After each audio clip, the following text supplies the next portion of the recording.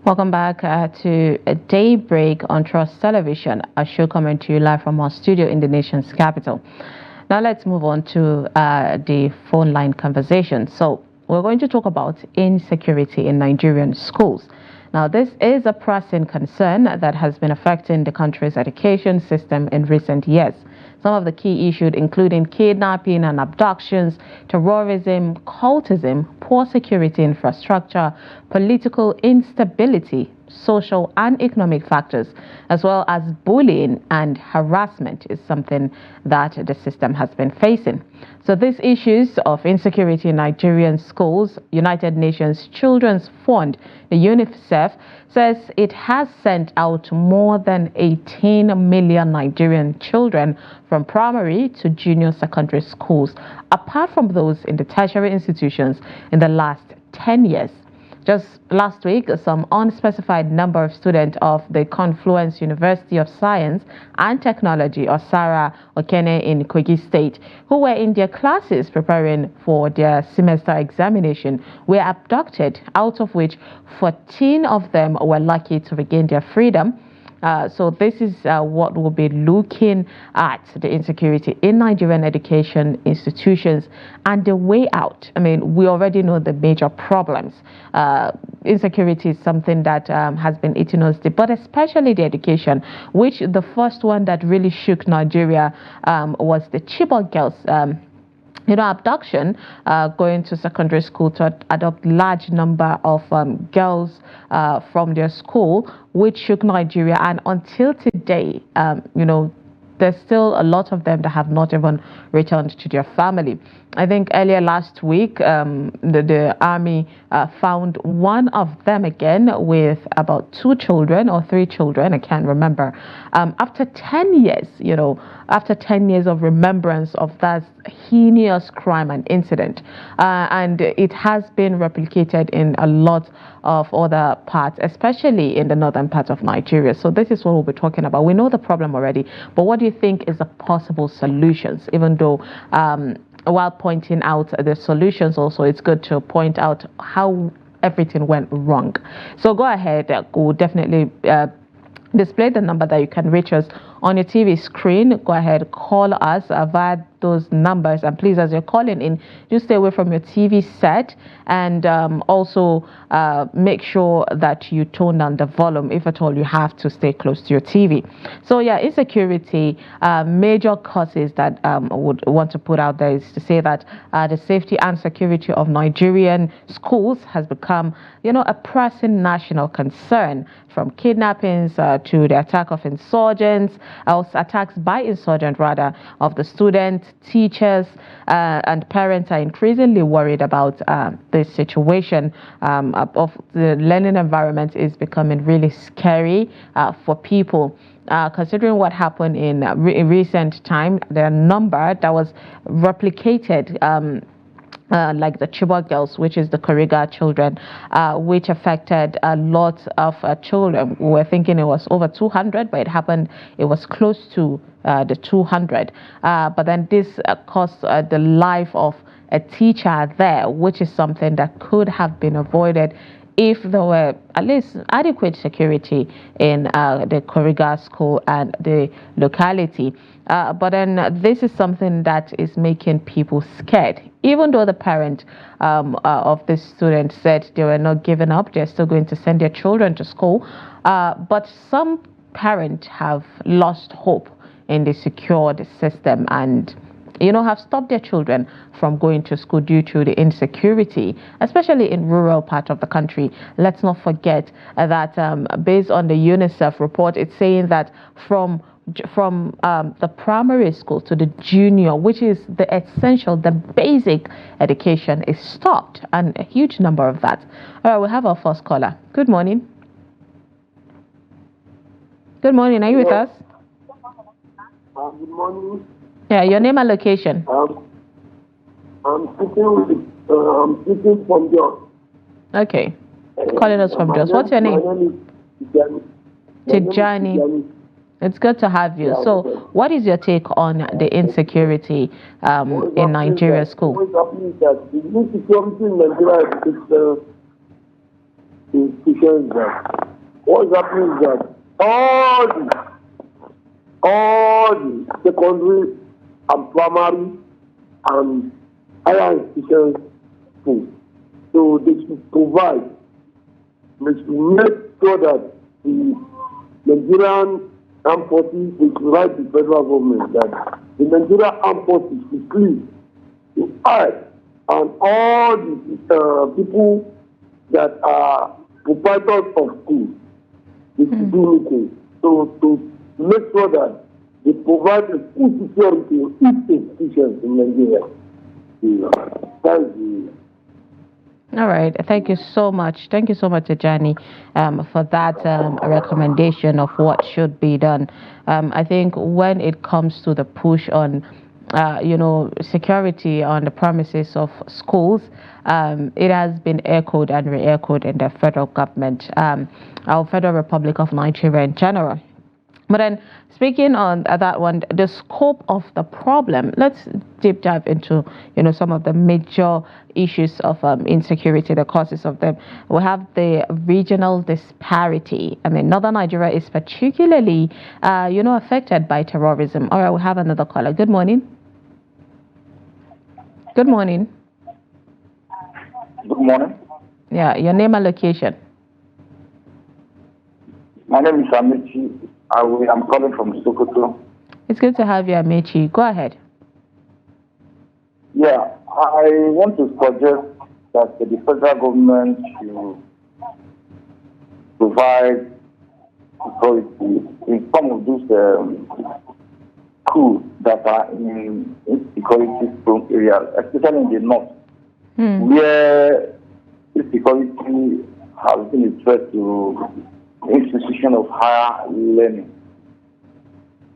The federal government, it's the responsibility of the federal government to provide security for our schools, because without education, I don't think the nation will grow as expected. And when there is insecurity in schools, parents will find it difficult to send their children to school.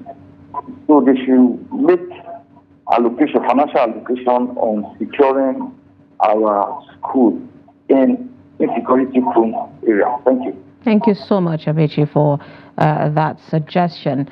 At the end of the day, just like you pointed, it's all about the future of Nigeria, and the country would never grow if, the people that are supposed to take over lack education. And it's not really fair on them, considering the leaders, the present leaders, had their way through school and, were opportune to have a safe education. So why not also give it to the next generation as well? So yes, speaking about how northern Nigeria is currently affected, more affected in about terrorism and banditry, leading to school closures. I think we had a report earlier this year of a school that was abandoned. I can't remember if it was in Katsina. And this has caused, a backtrack on education in that locality. All right, we have another caller. Good morning. Good morning. Morning. Your name and location. Yeah, my name. Okay, I'm Nuhu Dongo. Okay, my name is Nuhu Dongo. Yeah, Nuhu, where are you calling us from? Yes, I'm calling from Abuja. Oh, yeah. It's good to have you from the nation's capital. So go ahead. Yeah, you're welcome. Please, so much interesting about the program for what you're saying. Please, we need to thank the state government. We need to give the state government a kudos. Governor Usman Ododo, I think he has tried for the intervention of the bandages. At least. So you're talking about Kogi State now? Yes. The state government try to bring the whole JTF, all the whole task force JTF, and bring those girls back. And we thank God for that. Yeah. So thank you so much. Yeah. All right, thank you so much, Anuhu, for that. I mean, it says give accolades to whom it's due, but then the recovery of at least 14 of the children or students rather that were kidnapped from the Kogi College of Science. It's a good at least initiative, but what we want is not to even get to that point where people, would just be kidnapped on a daily basis from their schools. We used to get scared of traveling, thinking it's only done in the road, but then for you to be followed to your house or school is something that is really, really scary. And we're hoping that we get to a point where the entire country would be safe. So go ahead, call the number on your TV screen. Let's talk about, these issues and find possible solutions to insecurity in school system. It's also said that schools are seen as soft target by criminal groups. This insecurity disrupts education, discourages enrollment, which we've seen the numbers of out-of-school children, and it creates a climate of fear among students and staff.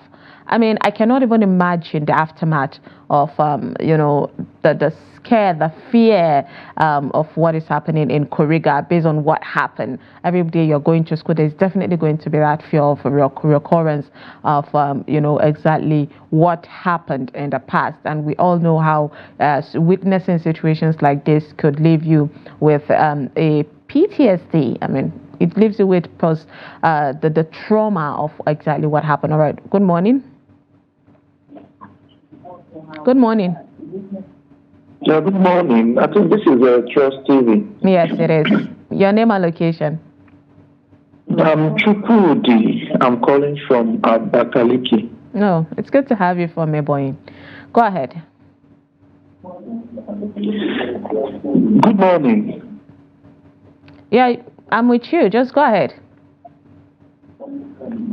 Please, Chukwudi, can you turn down the volume of your TV and just talk to me through your phone? It's causing a bit of delay. All right, we lost that call. Please go ahead, call us, and while you're calling in, stay away from your TV. Like I said, there tends to be, traffic while making calls. Hence the reason why we provided two numbers. But then even at that, if you have the opportunity to connect with us, please turn down the volume and take the opportunity to, talk about the topic that is at hand. Good morning. Good morning. Yeah, your name and location. My name is Joe. I'm calling from Kogi. It's good to have you, Joe. Go ahead with your take. Yeah. Okay. My advice to government is that they should better close education in Nigeria. Because if you see some our primary school now, no more primary school in Nigeria. Some primary school are closed.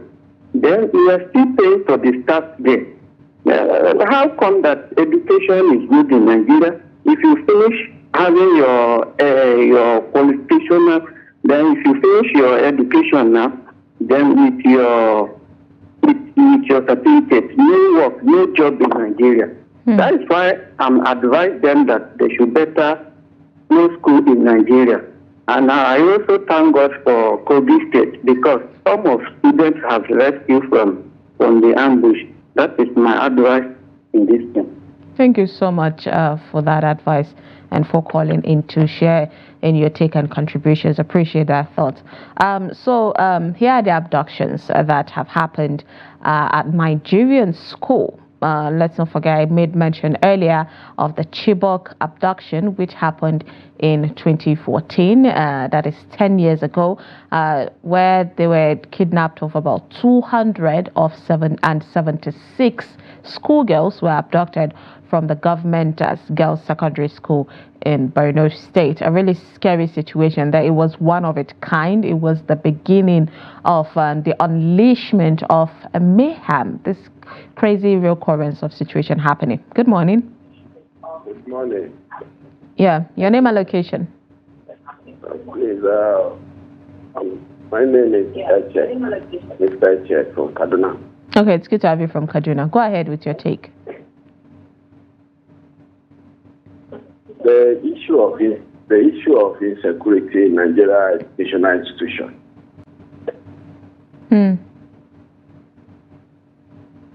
Are you still with us? in my own opinion, the higher institution, the higher institution should liaise with the civil defense, civil security defense authority. Are you still with us? Please just concentrate on the phone call and ignore your TV. Okay. Yes, and also the issue of CCTV in higher institution is very important. The school authority should do something concerning the CCTV. Take for example what happened in that institution in Kogi State. You're still with you. If the CCTV is actually working, they should have averted such incident. Indeed. I mean, that's another way to look at it. It's really a great thought. I appreciate you. Thank you so much for calling. Thank you. Yeah, I mean, that is quite a great point, but it brings us back to educational infrastructure. I mean, typically when Kuriga incident happened, a lot of people did not even know there was a place called Kuriga to even know how the school were. And when we saw the school, it was in shambles, a bad building, and these students have been going to school, even still encouraged to go to school. But then with all of this infrastructure in education system, do you think the school has the money, even with underpaid teachers, with the students? I mean, it's just now the federal government is pushing for the school feeding initiative to at least motivate them. Well, all of this, do we have the money for, or do they have the money for the CCTV? All right. Good morning. Good morning. All right. I think we lost that call. Please go ahead. Call us. Are you still with us? Good morning. Please turn down the volume of your TV. All right, I think we have to let that person go. I mean, the show must go on. So talking about the CCTV, it will be a good initiative, but the education system is still underfunded. That is something that is worrisome and is affecting, the insecurity in the country. All right, after the Chibok girls, there was the Dapchi abduction, which happened in 2018, 4 years after the Chibok girls, where 110 schoolgirls were abducted from the government girls' science and technical college in Yobe State. That's, of course, the neighbor of Borno State. So it's just started spreading. The idea, because of how, these bandits felt that there was a success in what happened with the Chibok girls, which, of course, I would say, even though the federal government the security agencies have done a lot to bring a majority of the girls back, at this point, the bandits would say, oh, we succeeded, because there is still some of the children still being held after years of torture in the hands of this heinous perpetrators of heinous acts. So that happened, and it moved to Yobe State. And then the next one that we heard of was the Jangebe abduction, which happened in 2021. 300 female students were abducted from the government girls' science secondary school in Zamfara State, another state which has been hit back to back with insecurity. People have been displaced from their homes, and situation just keep escalating. And right now, people are saying if you do not want to move from your home, then these bandits would make you work for them for free, which is hard labor, as though you're a criminal. And they'll make you just help them in mining out some minerals, some solid minerals. Now, not only do they send you packing from your home, if you're insisting, they steal from you and you get to do the work for them with no pay. The only thing you'd be guaranteed is security, which is something that the government should have. Security, there should be that guarantee for every citizen. After that situation that happened in Zamfara State, we have another one that happened in the neighboring state, which is the Kebbi State. Now, Kebbi abduction also happened in the same year of 2021 with the one that happened in Zamfara, where 100 school children, mostly girls, were abducted from the federal government college in Kebbi State. Another scary situation, another hit on the girl child education, which does seem to be a chunk load lack of it in Nigeria, especially the northern part of Nigeria. We still have a lot of people who believe that a girl child should not even get education because the man will feel threatened by her own knowledge, which that knowledge would be impacted on his own children. But then apart from that, now we're being faced with bandits continuously attacking girls, especially in schools. So that is definitely shifting much more thoughts on women going to school again. All right, good morning. Good morning. All right, I think we lost that call. Go ahead, call the number on your TV screen. Let's hear your take on that. Good morning. Good morning. Yeah, your name and location. Yeah, my name is Ilya from Jos. Oh, it's good to have you from Jos. Go ahead. Yeah, you see, issue of bandits attacking institutions in this our present generation is actually quite unfortunate, but will not actually mean that because there is bandits attacking the institutions, then the school should pack up like one of the callers that's mentioned. Is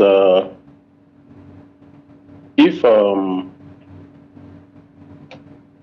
bandits are attacking farmers, then should farmers just leave their farming and just everybody should stop farming? It's not okay like that. So what the government and people around should do is that our security consciousness should be more awakened, and then we should rise up to the our own security, because the manpower that the government provides as security. If you look at the number of securities we have in the government to the number of population of people we have in Nigeria, the securities cannot measure on every person or institution. So everybody around should be conscious of security, and we all be our own security in the first instance. So I think that will work better for us. Thank you. All right. Thank you so much for your take on that. And yes, while that advice is amazing, let's dissect this. I mean, for the past 2 years to 3 years, Nigerians have taken security up themselves, which is what people tend to do. And even what happened in Kuriga, they said that because there was lack of security presence in the locality, they decided to create their own vigilante, which a lot of local governments have created, a lot of communities have created their own. So, but even at that, there was a hit, and the vigilantes were killed because they do not have the ammunitions that these horrible people, these bandits have. All right, good morning. Good morning, Ma. Yeah, your name and location. I'm calling you from Lokoja. Oh, it's good to have you from Lokoja. What's your name? I am Sonny. Okay, Sonny. Go ahead. Yes. I think the internal security should be looked at very well, and the structure of the security should also look very well. Like some of these military people who have